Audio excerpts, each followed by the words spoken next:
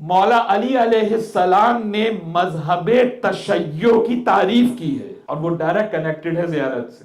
زیارت کا معنی سمجھ میں آئے گا جب مولا علی کا یہ قول سمجھ میں آئے گا۔ مولا علی ارشاد فرماتے ہیں اوسطا اور الایمان الحب فی اللہ والبغض فی اللہ۔ امام کہتے ہیں تو تمہیں پتا ہے اسٹرانگ فیتھ کون سا ہوتا ہے، اسٹرانگ بلیف کون سا ہوتا ہے؟ سبحان اللہ سبحان اللہ۔ کہ جہاں ڈاؤٹ نہ ہو، ڈاؤٹ ہی فیتھ نہ ہو بلکہ فرم بلیو ہو، اسٹرانگ بلیو ہو۔ مولا علی کہتے ہیں تمہیں پتا ہے کہ اسٹرانگ بلیف کیا ہوتا ہے، مضبوط عقیدہ کیا ہوتا ہے؟ کا مضبوط عقیدہ صرف ایک ہے، جس سے محبت کرو تو اللہ کے لیے، جس سے نفرت کرو تو اللہ کے لیے۔ اور یہ ہے مذہب تشیع کی تعریف۔ آج دنیا پر اعتراض کر رہی ہے نا کہ بھئی ہم تو دوسرے، ہم تو بڑے اچھے ہیں، ہم تو کسی کو برا نہیں کہتے۔ اور مذہب تشیع کیا ہے؟ آپ کے مکتب اہل بیت کی تعریف کیا ہے؟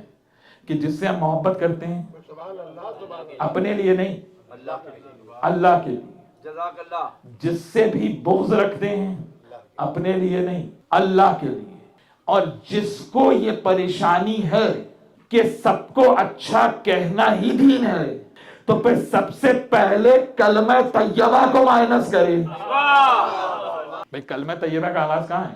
لا الہ، یعنی ڈس ایسوشیٹ کریں گے آپ اپنے آپ کو جھوٹے خداؤں سے، پھر مانیں گے سچے خدا کو۔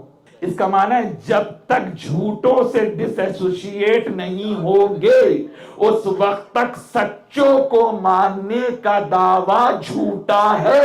اس زمانے میں بھی رسول کو لوگ یہی کہتے تھے کہ آپ کے مذہب کو ہم مان لیں گے لیکن یہ ہمارے بتوں کو برا نہ کہیے۔ آج بھی دنیا یہی کہہ رہی ہے کہ بھئی ہم اتحاد کرنے کو تیار ہیں لیکن بس یہ نہ کہیے۔ دیکھا آپ نے وہی اپنے مشرک اجداد کی مینٹلٹی چلی آ رہے ہیں۔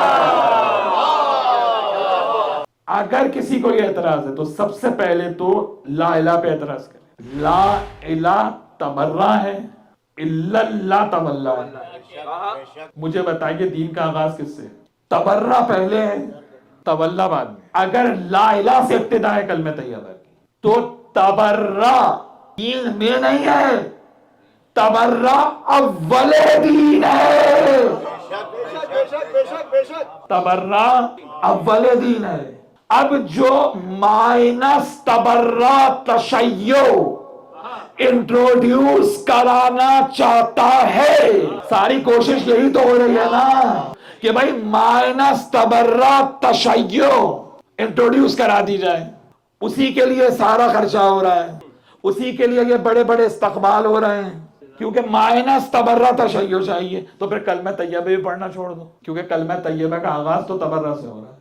جھوٹے خداؤں پہ تبرہ، پھر ایک خدا سے تولا۔ ہم بھی اسی پہ قائم ہیں، پہلے دشمنان اہل بیت پہ تبرہ، پھر اہل بیت سے تولا۔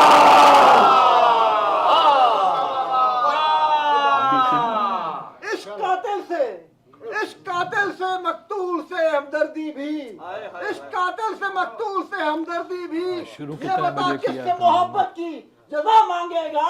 اور سجدہ خالق کو ابلیس سے یارانہ بھی، سجدہ خالق کو ابلیس سے یارانہ بھی، حشر میں کس سے عقیدے کی صدا مانگے گا؟ اللهم صل على محمد